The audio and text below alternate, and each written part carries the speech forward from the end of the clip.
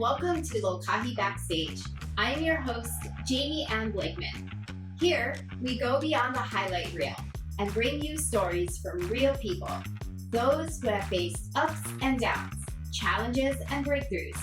Through their stories, my hope is that you'll be inspired to embrace your journey, find the rainbows in the storm, and always remember, your uniqueness is your magic. E como mai, welcome.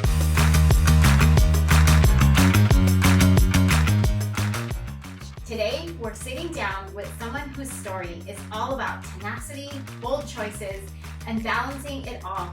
She is the founding and managing partner of Berry Riddell. She's a powerhouse in land use law, shaping communities and advocating for smart development. But beyond her career, Wendy is also a dedicated mother, a community leader, and someone who has truly built a life around her passions. In this episode, Wendy shares the key moments that shaped her, the risks that paid off, and how she's learned to balance career, family, and the things she loves. If you've ever wondered what it really takes to live your dream, you don't want to miss this episode. Let's dive in. Okay, so you built an incredible career and life, but let's go back to the very beginning. You grew up in Scottsdale. I did. Your dad was a developer. He was and is, yes. Oh, was and is? Yep. Okay, cool. I didn't know that. So how did your dad shape your perspective or your career? So I definitely, I guess, came to my career quite naturally, having grown up going to business meetings with him, riding the bus to his office in the afternoons, to going to city council hearings. As a young? Very, very young. I can remember that from, middle school on. And he developed around the valley some pretty big projects like 24th Street and Camelback. Very big. The two red brick buildings at Indian School and Scottsdale Road. Oh. Worked on the Galleria at a very challenging project there. Yes. And so through that, I really saw the ups and downs of the business.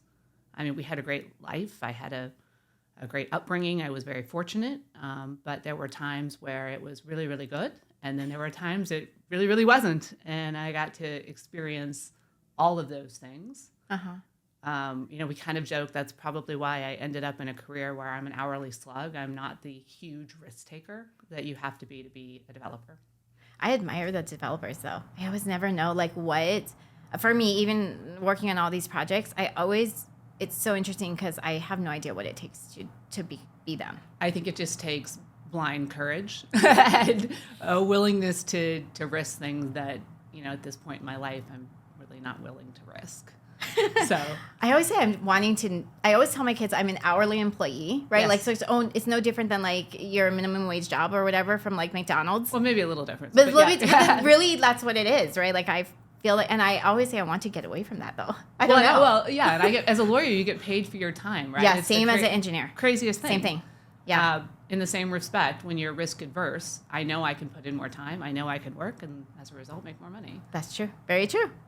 All right. Well, you set out. So I know this about you, that you set out in college, not with this straight line of developer dad, gonna be a zoning attorney. We might make that straight line connection, but it wasn't quite straight as that. You actually set out to become an architect. I was very sure I wanted to be an architect. I had interned with some shops around town. I loved art. I loved drawing. I still love art. And I thought that was the career for me. I had always been very academic. School was pretty easy for me all the way through. And when I was in college, I had my first physics class. And you're laughing because you know the punchline. They posted up on the board after this first big exam and the curve, and they gave you a number, and they had the numbers all laid out what your grades were, and I had a panic attack.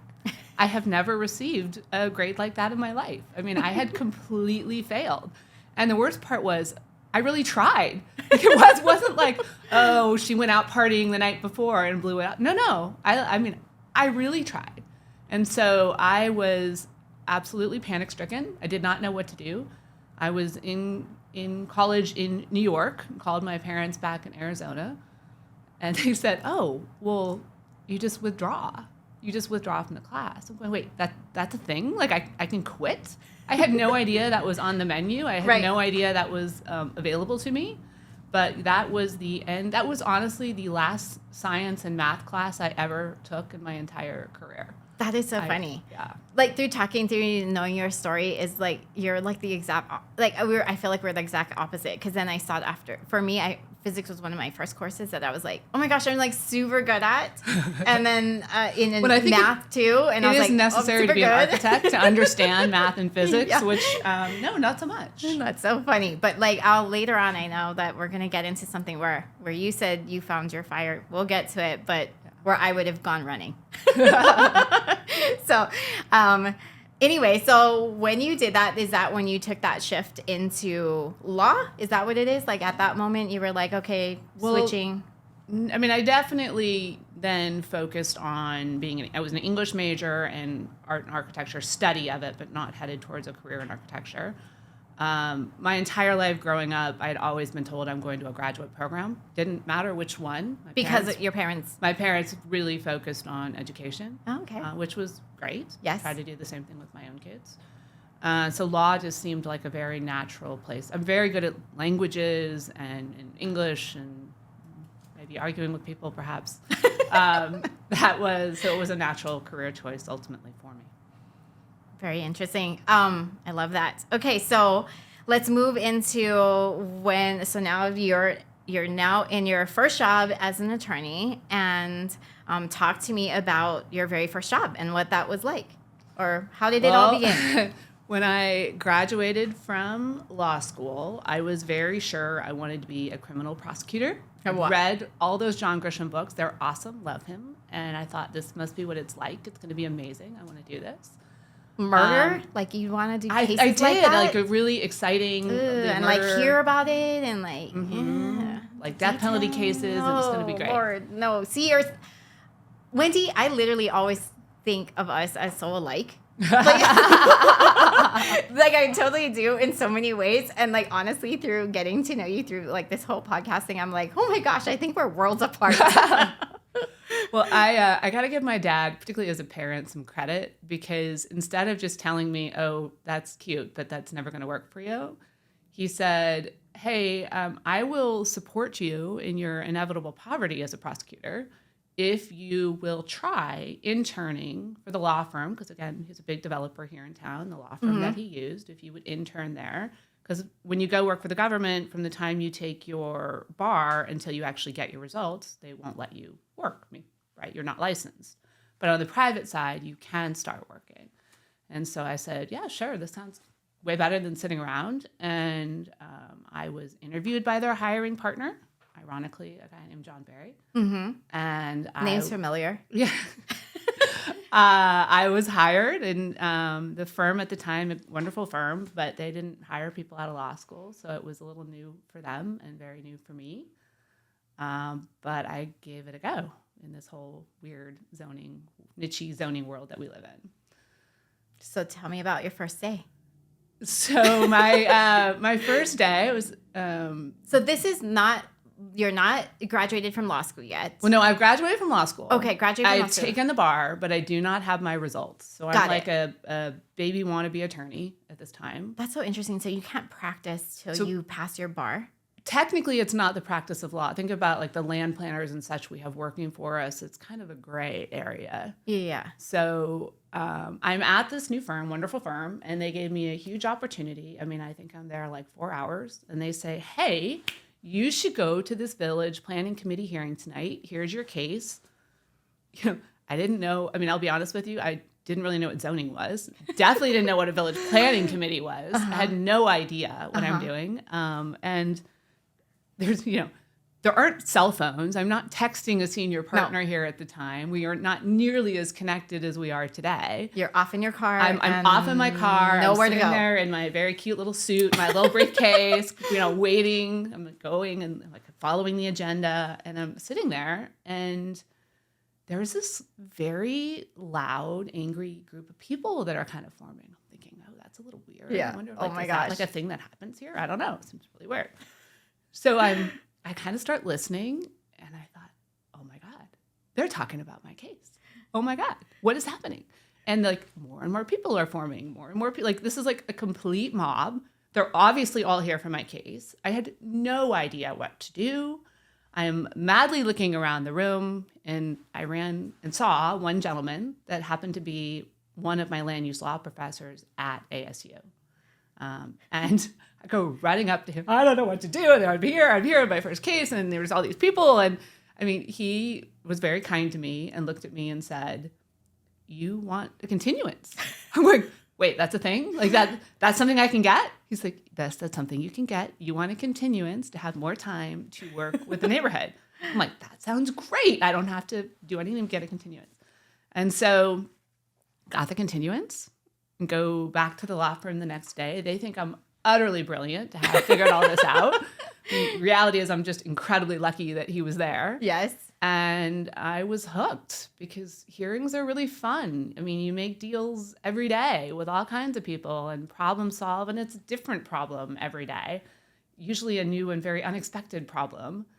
And I mean, it was a time in the market where I literally went to hearings every single night for multiple years in a row. And it was an incredible learning opportunity.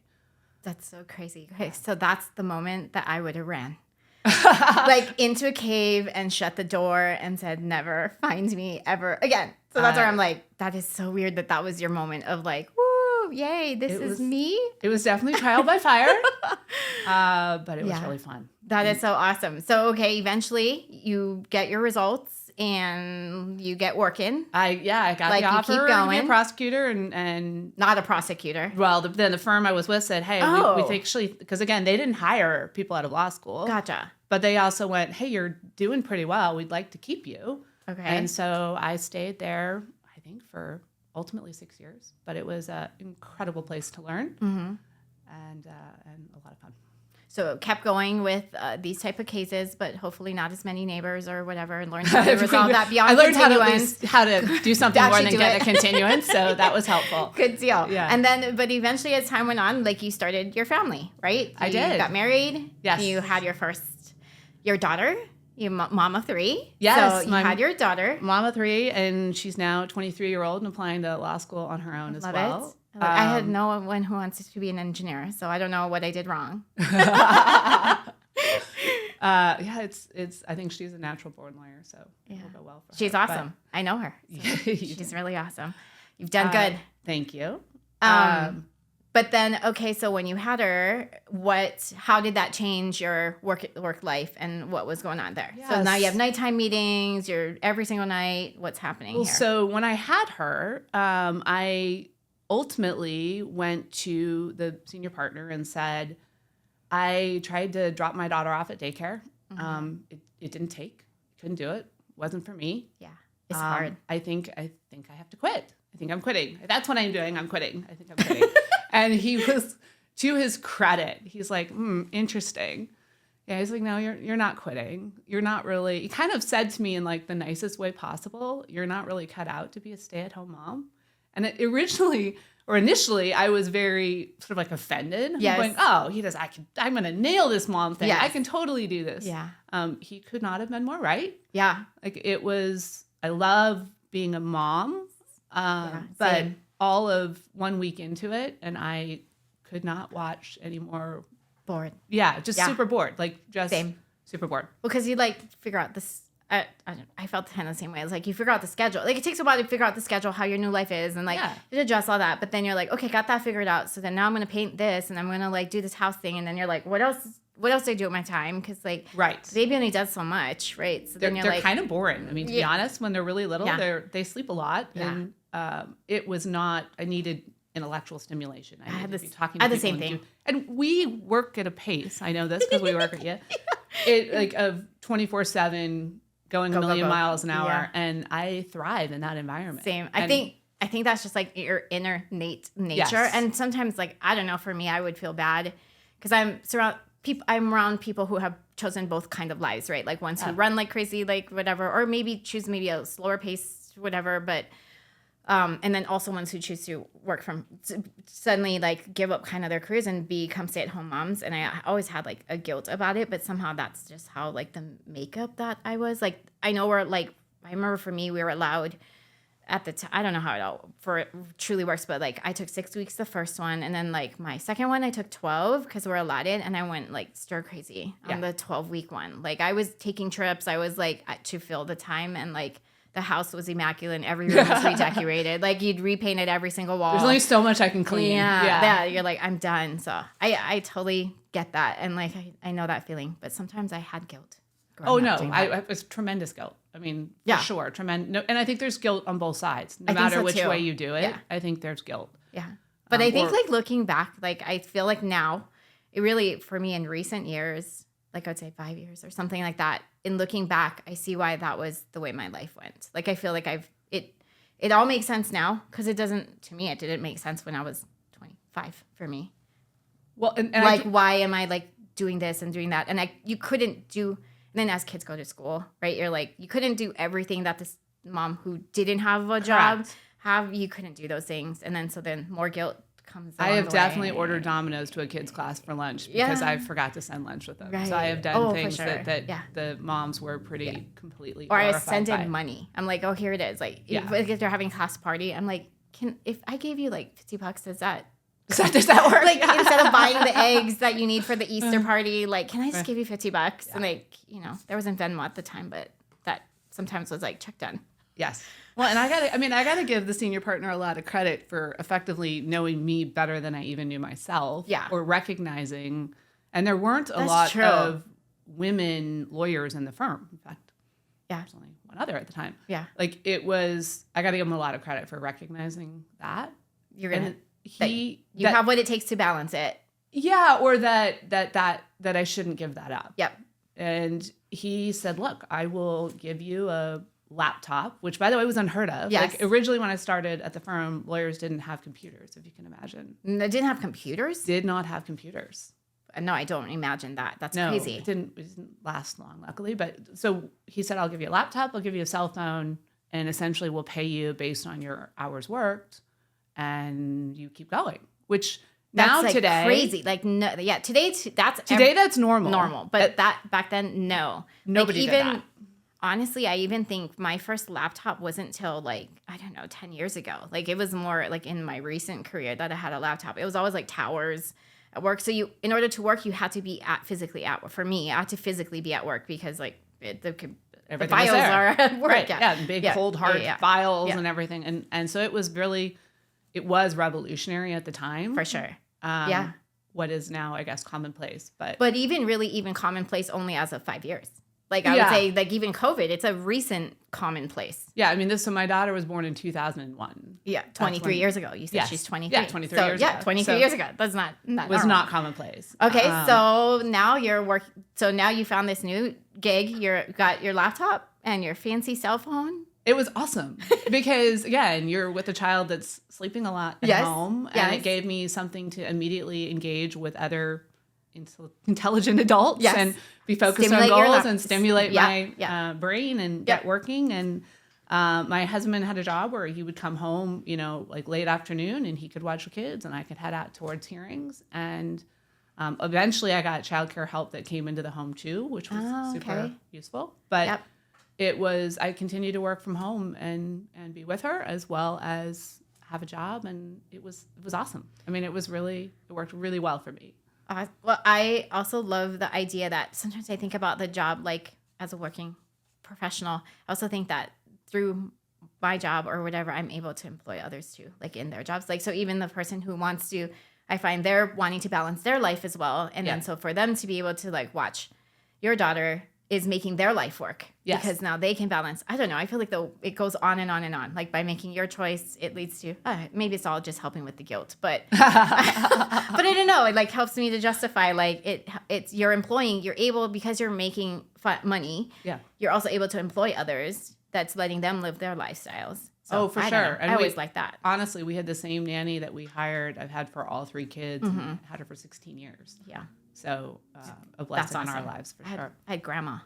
You're lucky. Yeah, that's great too. Flew her out from Hawaii. Moved her at the age of 85. Wow. Yeah, moved her out to Arizona. That's she's ever known. She's lived only in Hawaii all her life, and then moved her out here, and then so she helped me raise my first 3. Because my other one was way younger, like 8 years later. So, but that was an amazing way for her to be connected with your family. yeah, for sure. There's no better person because she sort of raised me, like, you know, as my mom worked as well. So like, and both my parents worked as well. So she kind of raised me, was the person home when I came home from school. And so she also was home for my kids when they came home from school. That's awesome. All right. So humming and chumming, life's all good. Life's great. We got the baby thing down. We got the work thing down, going to hearings at night. Yep. Okay. But then at some point in time, it looks like you made a change again. I did. I mean, one of the things that I didn't really understand at the time is, you know, I wasn't in any way connected with the other people in the firm. Like there was no FaceTime really. Nobody saw me. And so, you know, ultimately I got to the point where I was making a lot of money based on the model, this deal that I had struck. Yeah, that's but nobody had any idea who I was. I mean, the partner I worked with, of course, did, but or the other partners there in the field did, but the rest of the firm didn't. And it kind of got to the point where I'd maxed out, and it was clear to me that I needed to make a change because this was not a situation that was going to be able to continue well inside this firm.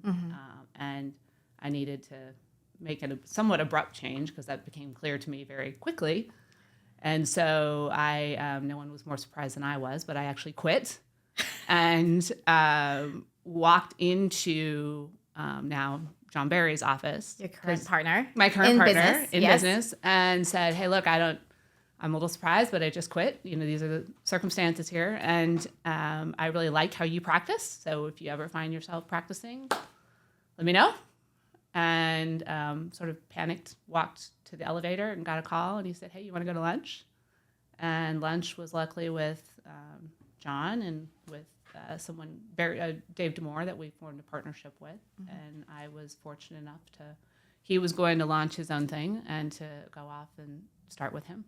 So it was what seemed like a terrifying and, you know, dark moment actually turned out to be pretty pivotal and a huge blessing in my life. So you've tried quitting twice now, right? Yeah, I guess I did. Second time took, luckily. Yes. A couple of quittings along the way. Okay, so with John and what was his name now? Dave Demore. Dave Demore.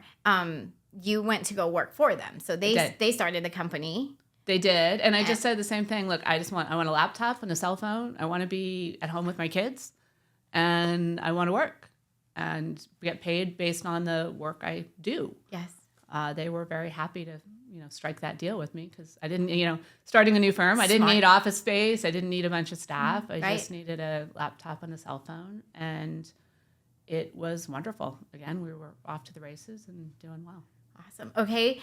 But somehow you got your name in that title. So I don't know, how did that happen? You turned to Berry Riddell. Like, obviously, you somehow became an owner. So I will credit a lot both to John and to Dave. Dave ultimately left to become the general counsel for Honor Health. And he really encouraged me and said, look, it needs to be you. Like, it should be your name on the door. You should be with John. And I'm sure he had the same conversations with John. John was incredibly receptive. I was very, very fortunate, but he pushed me really outside my comfort zone because I don't think myself as a managing partner of a firm. I don't think myself even as a business owner. I mean, I just was a simple girl that wanted my laptop and cell phone and to do my job and not think about it beyond that. Yeah. But it was such an opportunity that I kind of felt like I wanted to be brave and take it, and I did, and I'm eternally grateful that I did. I love it. So how many years ago was that? Do you even know? I don't know. I'd have to look on my LinkedIn, to be perfectly honest. Like when that's the transition where you became... I think it was over a decade ago. I can tell you that for sure. Maybe closer to 14 or 15 years ago. And we originally had another partner that joined us, and with life circumstances, he went on and did his own thing after that. But I've been with John, really with John my entire career. And that's true. I don't plan to ever be with anybody else either. So. Oh, I love it. So like they say, it's like a marriage. It is like a marriage. A business marriage. So literally yours was kind of like that from the very get-go. Yeah. Because it's right out of school. Yeah. That's so true. So you said, okay, so let's just circle back. You said you didn't ever envision that, right? You were happy working away doing what you're doing, being great at what you're doing. And then all of a sudden this opportunity of becoming like this whole new role of like life. Like and it was never part of your thoughts, dreams, ambitions. No. But then it happens. So talk through that process. Like, was it just like now that Dave brings this up, it's like great idea, or like how did you transition through that thought?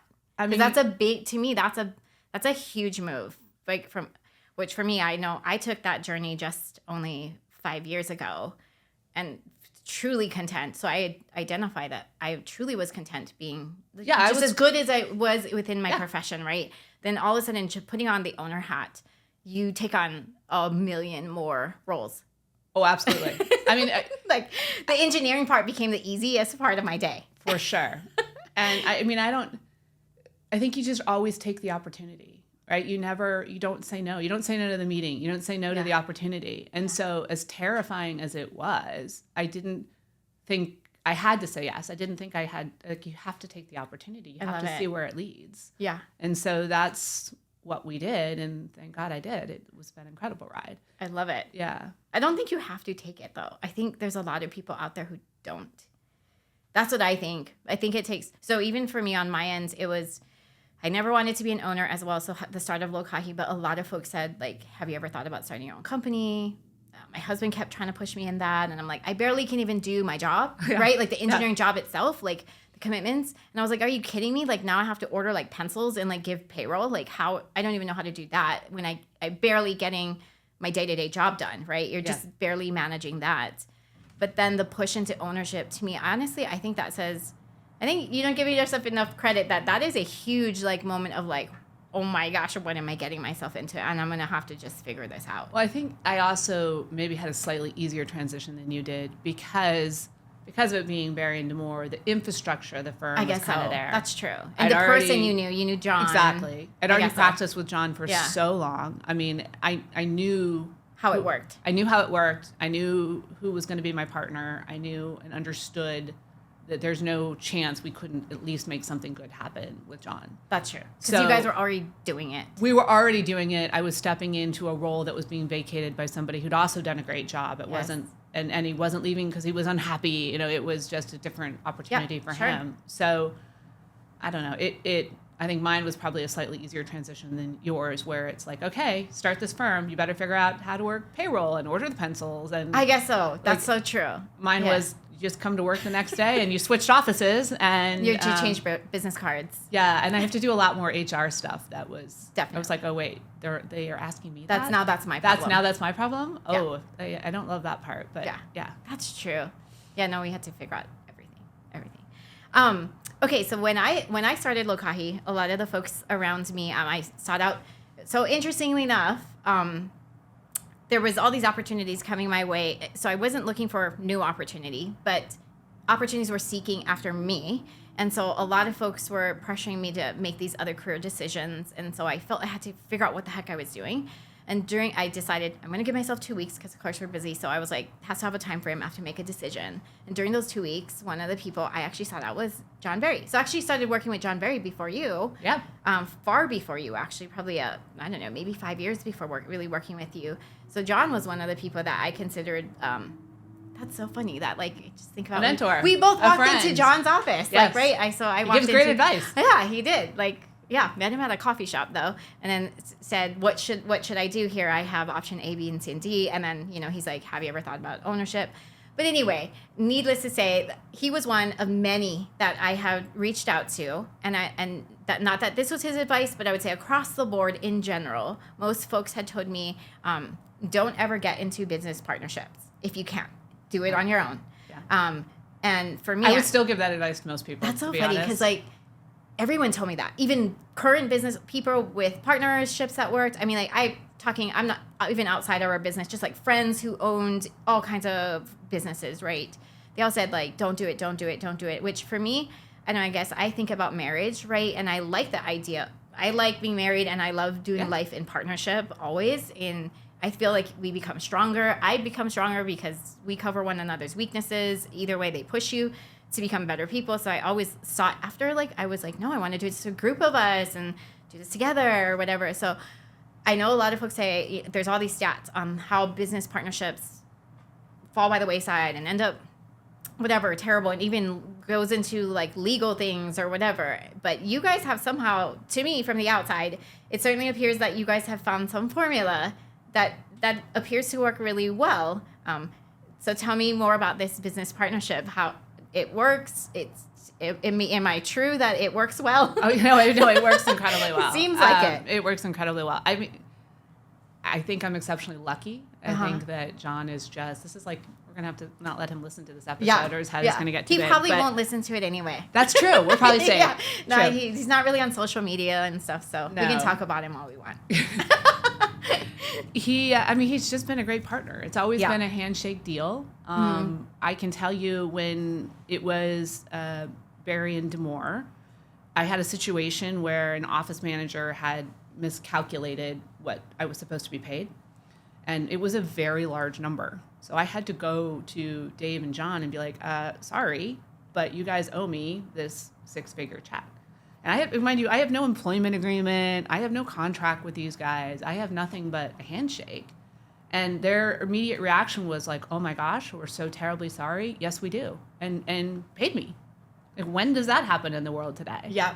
So true. And so I always knew that I could completely trust John. And so, again, having had the benefit of working with him before, working with him in a role at Berry and Demore, and then ultimately it was easy to transition to be his partner because I knew that much about him. I knew his integrity was everything. He's also he's one of the, again, I can't let him listen to this, but he's one of the few people I know that you can sit and have a conversation with him and he can reflect and change and come back and will be changed as a result of it.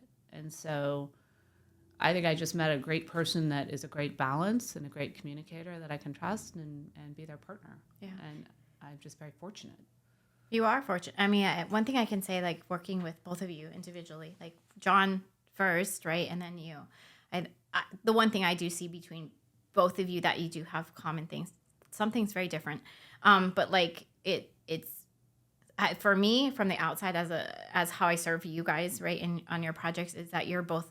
I always feel trust, and I always feel that you guys also trust me. Yes. Like that goes like a super, super long way to me of how you guys trust me too in what I do. Like now, mind you, sometimes I'm questioned on what I do. Like, hey, did you look at this? This doesn't look right or whatever. Or like, are you sure about this? And I don't mind that at all. But at the end of the day, it's like, if I'm like, yes, this is the way we have to move. This is what we have to do. This is what it is. And it's always upright. Like there's always, I don't know, in our practice, I think there's areas where sometimes people can get gray. Yeah. I feel like you guys. Our credibility matters so much to us, both to John and I, that we also really, to the extent we can control it, try to only work with consultants with whom we have tremendous integrity. Yeah. And that's why we love working with you. Like I always have tremendous confidence in the job you will have done. And also how you talk to people, how you relate to people. It's always very kind and compassionately and empathetically. Yep. And all of those things are so incredibly important when we're dealing with these very contentious issues. Yeah, so true. And I would say, to your guys' credit, I see who you guys are because I see you guys behind the scenes, I would say, versus like you guys are front and center at a city council meeting, right, where I see you guys presenting and you can maybe put on a new face, but I really see the consistent of who you are, whether it's at city council, behind the scenes, on a phone call with me, whatever, even if it becomes casual, that you guys are who you are. I mean, to me, I would say that's probably part of what's led to your success in partnership too, because you are who you are. John is who you are. You get what you get. There's no fabrications along the way. We try to both be, I think this is true about John. I certainly hope it's true about myself, but to be very authentic to who we are. I agree. I think you guys do a great job of that. That's really important. And I think that also that can create its own success. I'd like to believe so. Yeah, you're pretty authentic too, darling. Yeah, I'd like to believe so. So, it works I always say you attract the people who you are, you start to attract your people. Yes. So like eventually your world ends up being made of only people that are similar to you. So I don't know where all the other people go, but they're not in my bubble anymore. Well, and you learn as you get older, like I don't want the people that don't add value to what we're doing and that, are going to detract from that ability to be authentic. And so you start to extricate those people from your life. Yeah. Yeah. And Yeah, totally makes sense. I get it. I'm there with you. So life's good. Life's great. Life's good. Okay, so I don't know if I have all this right. We did a little bit of digging in you. Uh-oh. My team did a little digging in you. So you were a professional. Am I going to say this right? Dressage. Gosh, I'm so terrible. Sorry. Equestrian. Yes, I love it. I see your photos and everything. Competitor. Competing not just in the U.S., but I saw internationally. Also read that you were on track for the Olympics. I don't know. Before ultimately choosing law and family. Tell me about this and tell me about this chapter in your life. Is it still part of your life? Oh, is very it much true? so. Is Yes. Well, I don't know about training for the Olympics part, but I was certainly training with people that were training for the Olympics and have been on Olympic teams since. Wow. So this is from childhood? This is from childhood. Okay. I've ridden horses my whole life. It's been a significant passion in my life, one that I've been fortunate to pass on to both my daughters. Yes, although it's I see very that. expensive. I wish, in hindsight, soccer would have been great. Yeah. That's so true. There's cheaper, or basketball. I think. Yeah, there's much cheaper sports, Yeah, I can assure you. Yeah, this is so true. Much cheaper sports. In the same respect, it is something that keeps me sane. I mean, I generally ride 1 or 2 horses very early every morning. Wow, I didn't know that. I do, and I really. So you have it at your house? I have it at my house, and in passing the sport on to my daughters, at least once a month, maybe twice a month. We're headed off to horse shows together, or clinics together, riding and training together, and so it has been an incredible way to stay connected with them as well. Wow, that's really unique to me. I don't know, maybe because I'm from Hawaii. I feel like there's not a whole. There's not a lot of. I don't know, I could be wrong, or maybe I just hung out with some, different people, my new surfers. But that's so neat. So I watch that and I see your things on Instagram and things like that. But it's such an interesting sport to me. But it looks like you went all in. We are all in. Yes, very much all in. We still endeavor to compete on an international level if we can. And have that goal every day and train very seriously every day. And it's a huge passion. I love it. Keeps me out of trouble. Yeah, it keeps you well-rounded too. Yeah. So you've done an amazing job with your family. I even know your kiddos and get to hang out with your daughter at times. And she's really fantastic. And they all seem to be doing great. Yes.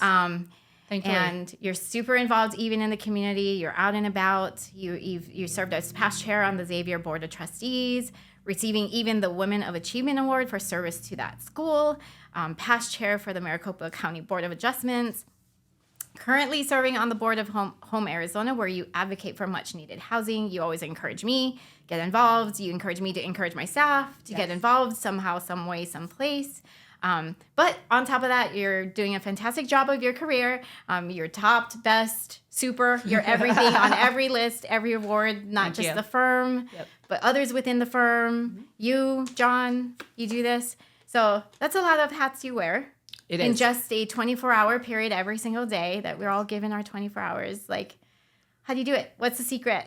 And and why do you do it? What the balance of it all? I think the secret is to have amazing people around you that support you. Couldn't agree have more. A spectacular husband who's also named John. So I didn't know that. That's so funny. Gets a little confused. People ask me all the time, "How's John?" I'm like, "They're both great." I don't know which one you're asking about, but they're both great. That's so funny. I'm very fortunate to have a husband who supports me in every runs carpool. Mm-hmm. Cooks, because I'm an awful cook, so we have meals at night as a result of him, and it just helps and supports every way possible. I have obviously great partners that we've talked about, great support inside my law firm, and having that support is the only way you can do it. And there's some days you think, I'm killing it. I'm such a good mom. My job's going great. Yeah. My horse was wonderful this morning. And then there's other days you're like, I am a total failure. I am fairly sure, whether it's Disney's raising my children to I really screwed this up or I really screwed that up. So you go, every day undulates between those things. Mm-hmm. But the days that are really good are really amazing. Yeah. And with everybody's support, we're able to figure it all out. I couldn't agree with you more. I always think that it's not done alone. It's certainly around you. Like I think if you have an unhealthy surrounding in your life, I think it's impossible to thrive. Like there's no question that you thrive, like to take on more and to even serve, to go beyond your own self, but to start to give. Well, you have people, they say to women, well, you can't have it all. Well, why not? Yeah. Why can't we have it all? Yeah. I totally agree. We can have it all. We just need a lot of people around helping and supporting us to make it all. But you're supporting others too in return for that. Yeah, like, of course. Uplifting. So Uplifting. I love it. You're amazing. I certainly You look too. to You too, I certainly think the world of you. So I appreciate that. So now summary of like your whole life, if you were to boil it down to like, what is one thing in your career that you're most proud of, and what is one thing personally? So, I mean, the personal is easy. I am very proud of my family. I'm very proud. When people come to me and say, you have the nicest kids, like that's the best compliment anyone could give me. For sure. And that matters more than any award or plaque or super or best ever could. So I'm very proud of that. I love my family. We're very, very tight, very close, very fun. On a personal level, I'm very proud of the firm we built. I think we've got a really great culture. I feel incredibly fortunate to have pretty amazing clients and get to work on super cool projects. You do. I mean, my kids were young, we used to drive around and be like, yeah, Mom, did you lawyer that building? Yes, I lawyered that building. Yeah. Right? But you feel like you're helping to build the community that you want our community to be. So true. That's very fun. Yeah, I couldn't agree more. So like, okay, so when we ask you in advance in prep for this podcast, we asked you like, what is your future? What is your dream? Like, what do you hope to accomplish now that you are where you are? Like, what's ahead? And like, you had the most interesting answer. What did I answer? I don't remember. Like, this is really hard to answer because I think I'm living my dream. Yes. And like, you know what? That is like, I love that. Like, in fact, that actually touches my heart because I also feel I live my dream like every day that I live my life. Or like, that's the pursuit, is to live within your dream. Like, why wouldn't we? But I also see out there that there's so many people who don't live within their dream, or there's things that they haven't quite yet, or they wish they could. So what would you now turn to those folks? Like, what are the steps that you look at your life that you've done that's taken you to live, like you said, you're like, I don't know what more there is to life, want more. because right in this moment, in this day, and where I'm at, I'm sure you may have different goals, like when you're a different age and time frame, whatever, because seasons always change. But like in this moment, in this time, you have checked your boxes, and not saying that there's not room to be new opportunities tomorrow or whatever and continue to grow. But like, how does someone become like, I am living my dream? I am literally living the dream I never dreamt. I think it's work for it. I mean, you know that, because you work with me. We do work very hard. So I'm not pretending like this just all happens on a daily basis. But it's not a matter of wishing for it. It is a matter of working for it. And, being a little brave, taking opportunities. You always take the meeting. You always take the call. You always take the opportunity. And you work for it. And I always knew growing up, too, this is definitely something I will attribute to my father. I always knew I could outwork anyone. So you aren't always going to be the smartest person in the room. In fact, there's always somebody a little smarter. For sure.